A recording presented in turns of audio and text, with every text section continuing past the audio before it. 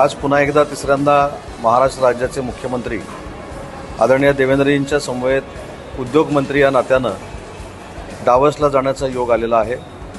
मी सर्वप्रथम राज्याचे माजी मुख्यमंत्री आणि विद्यमान उपमुख्यमंत्री एकनाथ शिंदे साहेबांना मनापासून धन्यवाद देतो की त्यांनी पुन्हा एकदा या राज्याच्या सरकारमध्ये मला उद्योगमंत्री म्हणून काम करण्याची संधी दिली। मागच्या 2 वर्षांमध्ये माननीय एकनाथ शिंदे साहेबांच्या नेतृत्वाखाली 2दा विक्रमी एमओयू आम्ही डावसला जाऊन केले।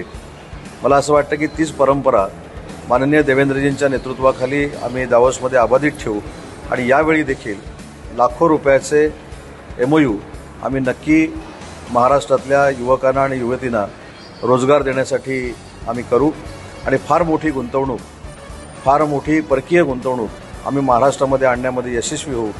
महाराष्ट्राच्या जनतेनं जे भरभरून प्रेम आम्हाला निवडणुकीमध्ये दिलं आहे त्याच्यातून उतराई होण्यासाठी उद्योग जगतामधली सगळ्यात मोठी गुंतवणूक आम्ही डावसमधनं आणू एवढीच खात्री उद्योगमंत्री या नात्यानं मी महाराष्ट्रातल्या जनतेला देतो।